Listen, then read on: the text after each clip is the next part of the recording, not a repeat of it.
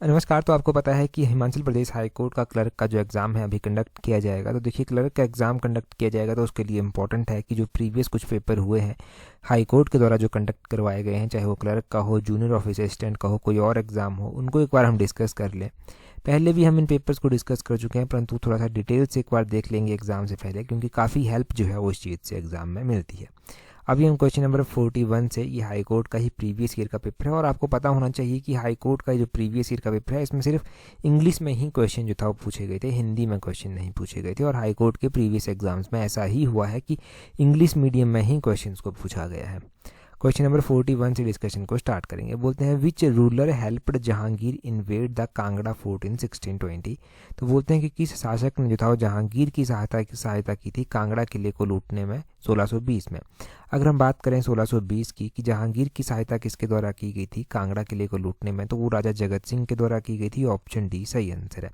जगत सिंह कहाँ के शासक हुआ करते थे? ये नूरपुर रियासत के शासक जो था वो हुआ करते थे। नूरपुर रियासत के शासक हुआ करते थे। इनके कार्यकाल के दौरान जहांगीर ने अपनी पत्नी के साथ भी नूरपुर का विजिट किया था। 1622 की ये बात है कि नूरपुर का विजिट जो था वो जहांगीर के द्वारा किया गया था और जगत सिंह ने ही जो था वो नूरपुर का नाम जो था वो नूरजहां, जो कि जहांगीर की पत्नी थी, उसके नाम पर जो था वो रख दिया था नूरपुर नाम, उसको सम्मानित करते हुए। वैसे एक्चुअली में इसका नाम क्या है? इसका नाम जो है वो असल में जो है वो धमेरी हुआ करता था। नूरपुर का नाम धमेरी, ये भी आपने ध्यान रखना है। नूरपुर रियासत की स्थापना किसके द्वारा की गई थी? तो राजा जेठपाल के द्वारा इस रियासत की स्थापना की गई थी। कब जो था वो इसकी स्थापना की गई थी? लगभग 1000 ईस्वी पूर्व जो था वो इसकी स्थापना की गई थी, वो भी आपने ध्यान रखना है। और कौन से शासक नूरपुर के ऐसे थे जो अलाउद्दीन खिलजी के समकालीन थे? तो राजा जसपाल जो था वो अलाउद्दीन खिलजी के समकालीन थे। और कौन से शासक ऐसे थे जो सिकंदर लोधी के समकालीन थे? तो वो राजा भीमपाल थे, उनका नाम भी आपने ध्यान रखना है।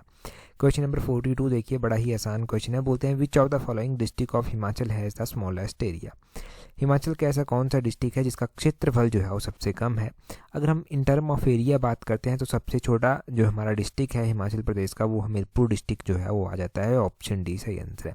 हो सकता है आने वाले एग्जाम में पूछ ले कि हमीरपुर डिस्ट्रिक्ट का जो एरिया है वो कितना है। तो हमीरपुर डिस्ट्रिक्ट का एरिया जो है वो 1118 स्क्वायर किलोमीटर है, ये आपने ध्यान रखना है।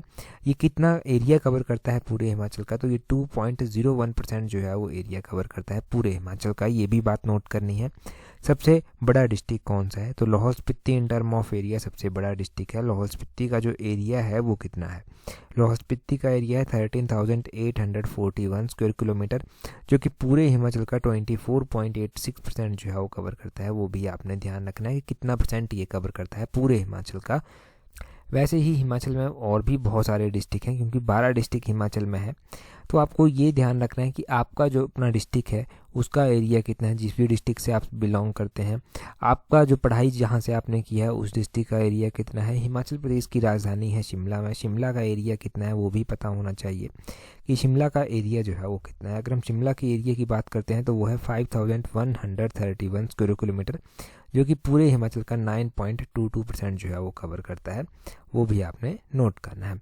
अगर हम बात करें यहाँ पर ऑप्शन में बिलासपुर दिया गया है, बिलासपुर का एरिया कितना है? 1167 स्क्वायर किलोमीटर इसका एरिया है, ये पूरे हिमाचल का 2.10% जो है वो कवर करता है। ऊना ऑप्शन में दिया गया है, ऊना देखो इसका एरिया है 1540 स्क्वायर किलोमीटर, ये पूरे हिमाचल का 2.77% कवर करता है।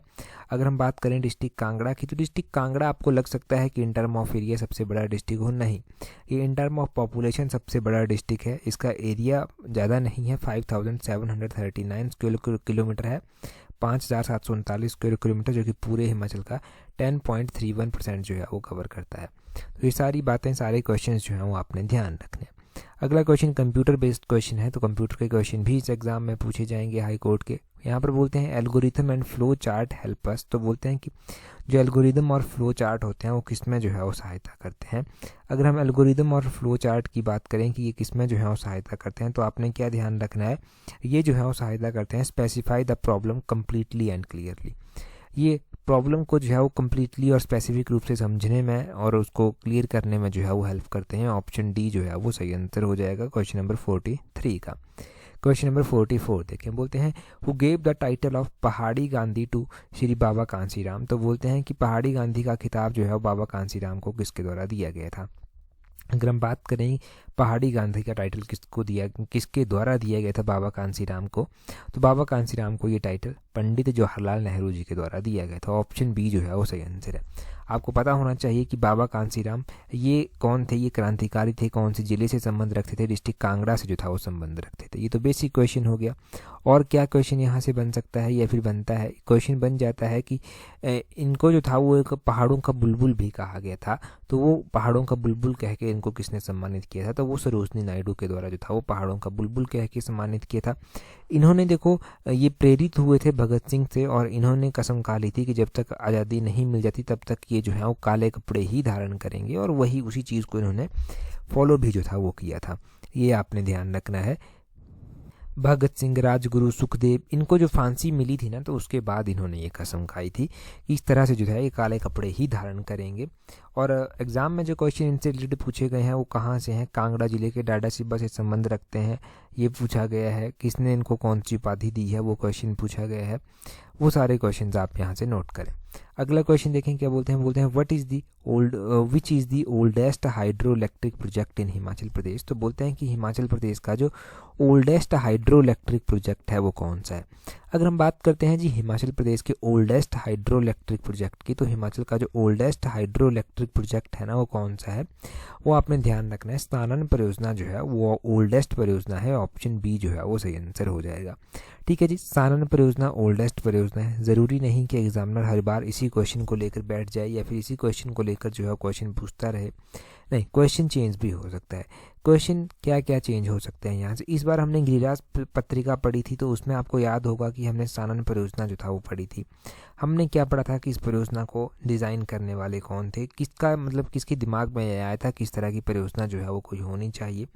तो ये जो थे इंजीनियर थे जिनका नाम था कर्नल BC बेटी, उनका नाम ध्यान रखना है।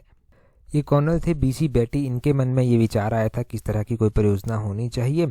और देखो कहा जाता है कि इस परियोजना के लिए ही जो था वो जो पठानकोट से जोगिंद्रनगर रेलवे लाइन बिछाई गई थी वो इसी परियोजना के लिए जो था वो बिछाई गई थी। और पठानकोट से जो जोगिंद्रनगर तक की रेलवे लाइन है ना वो भी इम्पोर्टेंट है। 1926 में बनकर वो रेलवे लाइन जो था वो बनकर तैयार हो गई थी और इसी प्रोजेक्ट के लिए चलाई थी। और स्टिल अभी तक ये वर्किंग है, अभी तक यहाँ पर ट्रेनें चलती हैं और फेमस है। हमारे यहाँ पर तो मुख्य रूप से यही जानी जाती हैं, एक तो शिमला कालका हो गया, पठानकोट जोगिंद्रनगर हो गया, दूसरी नंगल वाली भी है वो अलग है। परंतु यूनेस्को की हेरिटेज लिस्ट में कौन सी आती है? वो शिमला वाली आती है। शिमला वाली जो रेलवे लाइन है वो कालका शिमला जो है वो यूनेस्को की हेरिटेज लिस्ट में आती है। 2008 की ये बात रही जब इसको जो था वो यूनेस्को की हेरिटेज लिस्ट में शामिल किया गया था कालका शिमला को। अगर हम ये भी बात कर लें साथ में कि इनकी जो लंबाई है वो कितनी है, तो कालका शिमला रेलवे लाइन की लंबाई जो है वो 96.54 किलोमीटर है। और जो पठानकोट जोगिंद्रनगर है ये तो सबसे लंबी है हिमाचल में, 113 किलोमीटर जो है वो उसकी लंबाई है। अगला क्वेश्चन देखें जी क्या बोलते हैं यहाँ पर which Mughal emperor order the devolutions of all temple in Chamba? तो ऐसा कौन सा जो मुगल शासक था जिसने चंबा के सभी मंदिरों को, सभी जितने भी हिंदू मंदिर थे ना उनको तोड़ने का आदेश जो था वो दे दिया था। तो चंबा के जितने भी हिंदू मंदिर थे उन सभी को तोड़ने का आदेश दिया गया था।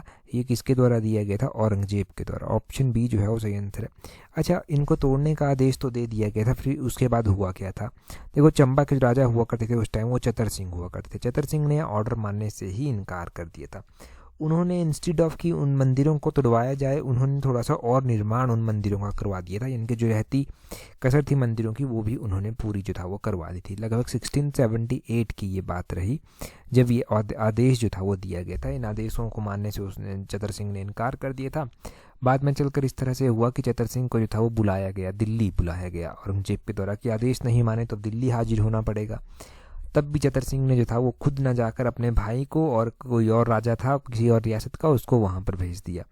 और वो लोग अभी रास्ते में ही थे, शायद वो भी नहीं पहुँच पाए थे तब तक कोई और क्राइसिस जो था वो मुगलों के ऊपर आ गया था और ये बात जो था वो फिर गुम हो गई थी या टल गई थी ये बात। तो इस तरह से जो था वो सारा सिनेरियो रहा था।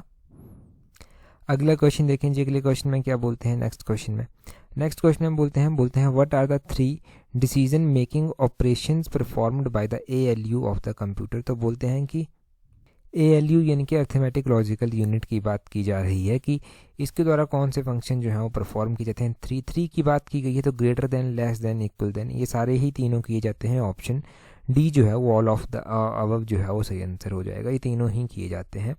अगला क्वेश्चन देखेंगे हमारे पास क्या पूछा गया है नेक्स्ट क्वेश्चन में। नेक्स्ट क्वेश्चन इंपॉर्टेंट है। अगले क्वेश्चन में बोलते हैं यहाँ पर who was the first lieutenant governor of Himachal Pradesh. तो बोलते हैं कि हिमाचल प्रदेश के पहले जो लेफ्टिनेंट गवर्नर थे वो कौन थे। हिमाचल प्रदेश के पहले लेफ्टिनेंट गवर्नर जो था वो मेजर जनरल हिम्मत सिंह थे। ऑप्शन ए जो है वो सही आंसर है। अब देखो हिमाचल में कोई भी इंपॉर्टेंट पर्सनैलिटी कोई भी इंपॉर्टेंट पोजीशन पर पहली बार रही तो उनका नाम इंपॉर्टेंट हो जाता है। जैसे कि हिमाचल प्रदेश के पहले चीफ कमिश्नर कौन थे, तो वो थे एनसी मेहता। ये पहले चीफ कमिश्नर थे, ये आपने ध्यान रखना है। अगर हम बात करें कि हिमाचल प्रदेश में जो ये भगवान सहाय हैं, इनका नाम भी आपने कहीं ना कहीं पर जो है पढ़ रखा है। तो कहाँ पर इनका नाम आपने पढ़ रखा है भगवान सहाय का नाम? देखो ये भी जो है वो हिमाचल प्रदेश के जो है वो चीफ कमिश्नर रहे थे। थर्ड चीफ कमिश्नर जो था ये हिमाचल प्रदेश के रहे थे। ठीक है, ये आपने ध्यान रखना है। आपने इसी तरह हिमाचल प्रदेश के जो है वो पहले लेफ्टिनेंट गवर्नर पढ़ लिए मेजर जनरल हिम्मत सिंह। आपने पहले chief minister doctor Yashwant Singh Parmar का नाम ध्यान रखना है। गवर्नर हिमाचल प्रदेश के CS चक्रवर्ती थे, उनका नाम आपने ध्यान रखना है। वुमेन गवर्नर थी हिमाचल प्रदेश की श्रीमती शीला कौल, उनका नाम आपने ध्यान रखना है। चीफ जस्टिस हिमाचल प्रदेश के पहले थे जस्टिस मिर्जा हिमदुल्ला बेग, उनका नाम ध्यान रखना है। हिमाचल प्रदेश के जो फर्स्ट विधानसभा के स्पीकर थे जयवंत राम, उनका नाम ध्यान रखना है। पहली महिला स्पीकर थी विधानसभा की, उनका नाम ध्यान रखना है विद्या स्टोक्स। पहली महिला जो चीफ जस्टिस थी हाई कोर्ट की, उनका नाम ध्यान रखना है लीला सेठ। ये सारे नाम आपको याद होने चाहिए हिमाचल के कॉन्टेक्स्ट में। ठीक है जी, हिमाचल के कॉन्टेक्स्ट में ये सारे नाम याद होने चाहिए। अगले क्वेश्चन में देखें क्या बोलते हैं Nahauli fair is celebrated in which district of Himachal Pradesh. तो बोलते हैं कि ये नहौली फेयर जो है वो हिमाचल प्रदेश के किस जिले में जो है वो मनाया जाता है। तो नहौली फेयर हिमाचल प्रदेश के मंडी जिले में मनाया जाता है। ऑप्शन ए जो है वो सही आंसर है। मंडी जिले में ये नहौली फेयर जो है वो मनाया जाता है। तो इम्पोर्टेंट फेयर है हिमाचल प्रदेश के मंडी जिले का। ये एक मंडी जिले का जो इससे ज़्यादा इम्पोर्टेंट या फिर सबसे इम्पोर्टेंट जो इंटरनेशनल लेवल का कोई फेयर फेस्टिवल है वो कौन सा है, वो आपने ध्यान रखना है कि शिवरात्रि मेला जो है वो इम्पोर्टेंट है। अजबर सेन राजा हुआ करते थे जिनके द्वारा स्टार्ट करवाया गया था। अभी गिरिराज सेन में हमने इसको लेकर अलग अलग बातें कहानियाँ जो था वो पढ़ी थी। हमने भूतनाथ मंदिर भी यहाँ पर पढ़ा था कि वहाँ से यात्रा जो है वो शुरू होती है फिर या फिर वहीं से जो है ये मेला स्टार्ट होता है। अगर हम मंडी की ही बात करें, मंडी में जो है वो एक स्कोडी मेला भी जो है वो मनाया जाता है, जोगिंद्रनगर के समीप जो है ये मनाया जाता है, वो आपने ध्यान रखना है। माहूनाग मेला मंडी में जो है वो मनाया जाता है, वो भी आपने ध्यान रखना है। तो ये सारे इंपॉर्टेंट फेयर फेस्टिवल मुख्य रूप से हैं ये हो गए मंडी डिस्ट्रिक्ट के। ठीक है जी, ये तो ध्यान रखने। इसके अलावा अभी आने वाले अपकमिंग जो फेस्टिवल हैं वो कौन कौन से हैं, जैसे कि बिलासपुर का नलवाड़ी हो गया, W गोल्डस्टीन के द्वारा स्टार्ट करवाया गया था। 1889 में जो था ये स्टार्ट करवाया गया था, वो आपने ध्यान रखना है। W गोल्डस्टीन के द्वारा ये स्टार्ट करवाया हुआ मेला कि किसके बिलासपुर का नलवाड़ी मेला कब और किसके द्वारा और कहाँ पर ये लगता है। लुहणू ग्राउंड में लगता है। कौन सी नदी के किनारे लगता है, तो सतलुज नदी के किनारे जो है वो लगता है। महीना कौन सा होता है जब ये लगता है, तो मार्च के महीने में ये जो है वो लगता है। तो ये आपने ध्यान रखना है कि कौन कौन से फेयर फेस्टिवल हो गए जो अभी जस्ट मनाए जाएंगे मार्च में। ठीक है जी, ये भी इंपॉर्टेंट था। अगला क्वेश्चन देखें क्या बोलते हैं who founded the Nurpur princely state. हमने स्टार्टिंग पहले ही पढ़ लिया था स्टार्टिंग में कि नूरपुर प्रिंसली स्टेट की स्थापना राजा जेठपाल के द्वारा जो था वो की गई थी। ऑप्शन डी हम इसका सही आंसर जो है वो पढ़ चुके हैं क्वेश्चन नंबर 50 का। ज़्यादा डिटेल में नहीं जानेंगे, ऑलरेडी हम जान चुके हैं ज़्यादा डिटेल में। अगला क्वेश्चन देखिए बोलते हैं अ हाइब्रिड कंप्यूटर इज। तो हाइब्रिड कंप्यूटर जो है वो किसको कहते हैं, देखो हाइब्रिड उस चीज़ को कहते हैं जिसमें डिजिटल और एनालॉग दोनों ही चीज़ फंक्शनिंग हो, दोनों ही चीज़ें। तो ऑप्शन सी सही आंसर हो जाएगा। Resemble both are digital and analog computer, जिसको डिजिटल और एनालॉग दोनों ही कंप्यूटर से मिलाकर बनाया जाता है उसको हाइब्रिड जो है वो कहते हैं। हाइब्रिड सिस्टम उसको बोलते हैं। अगला क्वेश्चन देखें 52 बोलते हैं यहाँ पर which type of computer uses the eight bit code called EBCDIC। तो बोलते हैं कि निम्नलिखित में से बोलते हैं विच टाइप ऑफ कंप्यूटर मीन्स कौन सा कंप्यूटर है जो 8-बिट कोड EBCDIC को जो है वो इस्तेमाल करता है। 52 की अगर हम बात करें तो उसका सी मेन फ्रेम कंप्यूटर जो है वो सही आंसर हो जाएगा। मेन फ्रेम कंप्यूटर जो है वो उसका सही आंसर है। आगे बोलते हैं the ALU of a computer responds to the commands coming from. तो बोलते हैं ALU यानी कि arithmetic logic unit of a computer respond करता है कमांड्स। जो कमांड्स कहाँ से आती हैं जिनको ये जो है वो मैनेज करता है, तो ये आती हैं कंट्रोल सेक्शन से। ऑप्शन बी जो है वो 53 का सही आंसर हो जाएगा। ALU का पूरा नाम ही अर्थमेटिकल लॉजिकल यूनिट है। कंट्रोल सेक्शन जिससे जो कमांड्स आते हैं उनको ये रिस्पॉन्ड जो है वो करता है। अगला क्वेश्चन देखेंगे, बोलते हैं यहाँ पर द वर्ड सत्यमेव जयते inscribed below the base plate of emblem of India and taken from the, तो बोलते हैं यहाँ पर क्या पूछा गया है, यहाँ पर क्वेश्चन थोड़ा सा आधा रिफ्लेक्ट हो रहा होगा आपको, परंतु कोई बात नहीं। बोलते हैं जो सत्यमेव जयते है ना, वो लिया गया है कौन से वेद से, वो आपको कमेंट करके बताना है, वो आपको बताना है अभी आंसर करके। देखो 54 की सही बात की हम आंसर करें तो ये मुंडका उपनिषद से जो है वो लिया गया है। 54 का ऑप्शन सी सही आंसर हो जाएगा। और देखिए जी, क्वेश्चन बहुत सारे एग्जाम्स में पूछा गया है कि सत्यमेव जयते कहाँ से लिया गया है, तो ये मुंडका उपनिषद से जो है वो लिया गया है। ठीक है जी, मुंडका उपनिषद से जो है ये लिया गया है सत्यमेव जयते, ये आपने ध्यान रखना है। अगला क्वेश्चन ध्यान देखें हमारे पास क्या पूछा गया है, बोलते हैं द फर्स्ट, यहाँ पर क्या बोलते हैं, यहाँ पर देखना, first Durand cup of football was played at which place in 1888, तो बोलते हैं कि पहला जो डुरंड कप खेला गया था, डुरंड कप यहाँ पर ध्यान रखें फुटबॉल से संबंधित है, तो बोलते हैं कि कौन से स्थान पर ये खेला गया था। डुरंड कप जो है वो खेला गया था कहाँ पर, शिमला। ऑप्शन ए जो है वो सही आंसर है। शिमला में कहाँ पर, शिमला के अनाडेल मैदान में जो था ये सबसे पहली बार खेला गया था। ऑप्शन ए जो है वो इसका सही आंसर हो जाएगा। First Durand cup of football was played at which place, तो ये शिमला में खेला गया था। कौन से ईयर में खेला गया था, 1888 में जो था वो खेला गया था, ये आपने ध्यान रखना। तो शिमला का ये एक इंपॉर्टेंट क्वेश्चन जो है वो बनता है, जो कि अनाडेल मैदान के बारे में एग्जाम में पूछ लिया जाता है। अनाडेल मैदान कहाँ पर है, क्वेश्चन ये पूछ लेंगे। अनाडेल मैदान जो है वो शिमला में स्थित है, ये आप ध्यान रखें यहाँ पर बात को। अगले क्वेश्चन में बोलते हैं which of the following area are found in the middle Himalayas, तो बोलते हैं कि कौन सा एरिया इनमें से ऐसा है जो मिडिल हिमालय में जो है वो पाया जाता है। देखो अगर हम बात करते हैं कि कौन सा एरिया इनमें से मिडिल हिमालय में पाया जाता है, तो हम बात करें पालमपुर तहसील ऑफ कांगड़ा डिस्ट्रिक्ट की, हम बात करें करसोग तहसील ऑफ मंडी डिस्ट्रिक्ट की, हम बात करें अपर एरिया ऑफ तहसील Pachhad and Renuka in Sirmaur district. तो देखो ये सारे के सारे क्षेत्र जो है ना, ये पाए जाते हैं कहाँ पर, मिडिल हिमालय में। Option D all of these जो है वो सही आंसर हो जाएगा। ऑप्शन डी जो है वो सही आंसर है। अपर एरिया ऑफ द तहसील of Pachhad and Renuka in Sirmaur district, ये आपने ध्यान रखना है। करसोग तहसील ऑफ मंडी डिस्ट्रिक्ट और पालमपुर तहसील ऑफ कांगड़ा डिस्ट्रिक्ट, ये आप नोट करें यहाँ पर मिडिल हिमालय के बारे में। अगला क्वेश्चन देखते हैं हम, हमारे पास क्या पूछा गया है। अगले क्वेश्चन में बोलते हैं विच पेयर इज रॉन्ग, तो कुछ पेयर दिए गए हैं, आपने बताना है कि कौन सा पेयर जो है वो गलत तरीके से जो है मैच किया गया है। यहाँ पर देखें चंबा, क्या चौगान चंबा में स्थित है। देखो चंबा में फेमस चौगान का मैदान जो है वो स्थित है, ये रावी नदी के किनारे जो है वो स्थित है। ठीक है जी, ये आपने ध्यान रखना है। पहला तो बिल्कुल सही है। मंडी, क्या पड्डल ग्राउंड मंडी में पड़ता है। देखो पड्डल ग्राउंड जो है वो मंडी में ही पड़ता है। ब्यास नदी भी साथ में लगती है, और साथ में ध्यान रखना है आपने यहाँ पर कि पड्डल ग्राउंड में ही जो है वो शिवरात्रि का मेला जो है वो होता है। जो अभी इंटरनेशनल लेवल की शिवरात्रि हो रही है वो यहीं पर होता है। चंबा के चौगान में जो है वो मिंजर मेला जो है वो लगता है, ये आपने ध्यान रखना है। शिमला की बात करें तो अनाडेल, बिल्कुल अनाडेल जो है ना वो शिमला में स्थित नहीं है। शिमला में ही स्थित है अनाडेल। अभी तो हम बात कर रहे थे डुरंड कप की, फुटबॉल की, तो ये शिमला में ही जो है वो स्थित है, ये आपने ध्यान रखना है। हम बात करें संधू की, संधू देखो ग्राउंड जिसको हम कहते हैं ना लुहणू ग्राउंड, उसी को संधू कहते हैं, और ये कुल्लू में नहीं है ना, ये बिलासपुर में स्थित है, और यहाँ पर लगता है नलवाड़ी का मेला। नलवाड़ी जो कि डब्ल्यू गोल्डस्टीन के द्वारा स्टार्ट करवाई गई थी 1889 में, वो मेला जो है वो यहाँ पर लगता है। अभी नलवाड़ी का मेला जस्ट स्टार्ट होने वाला है, तो अभी मार्च महीने में होता है ये स्टार्ट, तो ये आपने इंपॉर्टेंट ध्यान रखना है। सारी ऑप्शंस क्लियर हो गई। रॉन्ग वन कौन सा है, ऑप्शन डी कुल्लू संधू जो है वो रॉन्ग है, क्योंकि संधू का ग्राउंड लुहणू ग्राउंड कहते हैं, और ये जो है वो बिलासपुर में स्थित है।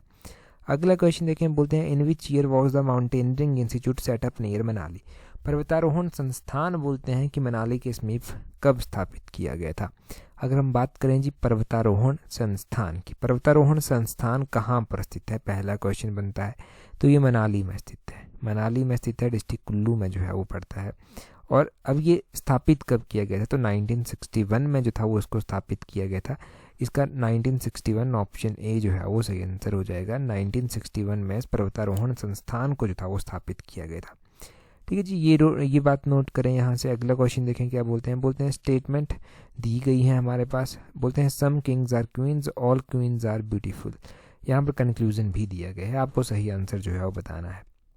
देखो इसका क्या हो जाएगा, इसका हो जाएगा पहले में दिया गया है all the kings are beautiful, all the queens are kings. तो अगर हम 59 के सही आंसर की बात करते हैं तो ऑप्शन डी, नीदर वन और टू फॉलोज, इनमें से कोई भी जो है वो कंक्लूजन सही नहीं है, ना ही पहला ना ही दूसरा, ये कोई भी फॉलो नहीं करता। 59 का ऑप्शन डी जो है वो सही आंसर हो जाएगा। हाँ देखो, अगर आप पीजीटी के पेपर की तैयारी कर रहे हैं ना तो पीजीटी के लिए आप टेस्ट सीरीज प्रैक्टिस कर सकते हैं। पीजीटी पेपर 1 की टेस्ट सीरीज का लिंक नीचे डिस्क्रिप्शन बॉक्स कमेंट बॉक्स में दिया गया है। अच्छी खासी प्रैक्टिस हो जाएगी एग्ज़ाम से पहले, और आप अगर पेपर 2 में नंबर क्लैश कर जाते हैं तो पेपर 1 में डेफिनेटली जो है वो आपको हेल्प मिलेगी। आपने अच्छी प्रैक्टिस की होगी और अगर आपके अच्छे नंबर आएंगे तो प्रैक्टिस से अच्छे नंबर आना पॉसिबल है। और देखना अभी जेईई का रिजल्ट आएगा तो बहुत सारे नंबर जो हैं वो क्लैश करेंगे, और ये चीज़ पीजीटी में भी देखने को मिलेगी क्योंकि पोस्टें ज़्यादा हैं। जहाँ पर पोस्टें ज़्यादा होती हैं वहाँ पर ये चीज़ नॉर्मल होती है। तो पेपर 2 में नंबर अगर अच्छी तैयारी है, नंबर क्लैश करने का डर है, तो टेस्ट सीरीज पेपर 1 की ट्राई कर लेना। नीचे डिस्क्रिप्शन बॉक्स कमेंट बॉक्स में लिंक उनके दिए गए हैं। अभी मौका है, इससे ज़्यादा सफिशिएंट टाइम नहीं मिल सकता। अगला क्वेश्चन देखें, बोलते हैं यहाँ पर using Microsoft word we can simply. तो बोलते हैं देखो, माइक्रोसॉफ्ट वर्ड को अगर हम यूज़ करते हैं तो हम क्या सिंपली कर सकते हैं वहाँ पर। देखो, एक तो हम माइक्रोसॉफ्ट वर्ड में ना पिक्चर को इजीली पेस्ट कर सकते हैं, बिल्कुल सही बात है। कट कॉपी पेस्ट ही तो माइक्रोसॉफ्ट वर्ड का मेन फीचर है। टाइप वहाँ पर हम इजीली कर सकते हैं, टाइपिंग के लिए ही तो ये टूल्स हैं। फॉर्मेट अ टेक्स्ट, हम टेक्स्ट को उसको कोई भी फॉर्मेट दे सकते हैं, इटैलिक, बोल्ड, इस तरह से फॉर्मेट जो है दे सकते हैं। ठीक है जी। तो all of the our functions can be done in Microsoft. Option D जो है वो सही आंसर हो जाएगा। ऑल ऑफ दीज जो है वो सही आंसर है। ये सारे फंक्शंस जो हैं वो वहाँ पर परफॉर्म किए जा सकते हैं। अगले क्वेश्चन में बोलते हैं, यहाँ पर बोलते हैं which of the following is billionth of the second. तो बोलते हैं कि एक सेकंड का जो बिलियंथ हिस्सा होता है उसको क्या कहते हैं।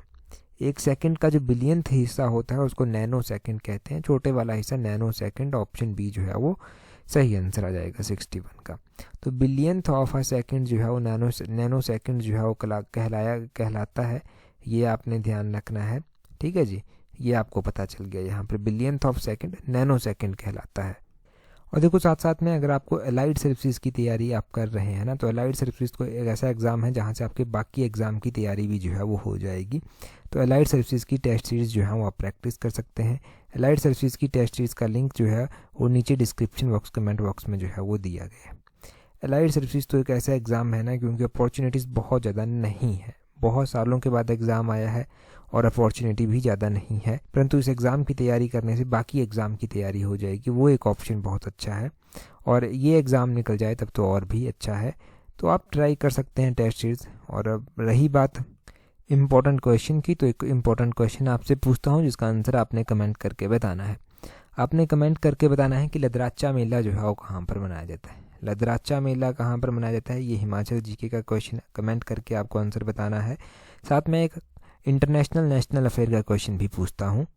क्वेश्चन आपके लिए है CAA से जो कि चर्चा में है, सिटीजनशिप अमेंडमेंट एक्ट। ये जो था वो कब पार्लियामेंट के द्वारा जो था वो पारित किया गया था, इंडियन पार्लियामेंट के द्वारा। वो आपने कमेंट करके बताना है। दोनों क्वेश्चंस के आंसर कमेंट करके बता दीजिए। इंपॉर्टेंट PDFs आपको टेलीग्राम पर प्रोवाइड करवा दी जाती हैं। टेलीग्राम पर ज्वाइन करने के लिए अपने टेलीग्राम से @allexam31 सर्च करना, आपको हमारा टेलीग्राम चैनल मिल जाएगा। That's all for today. Thank you very much for watching and listening it very patiently.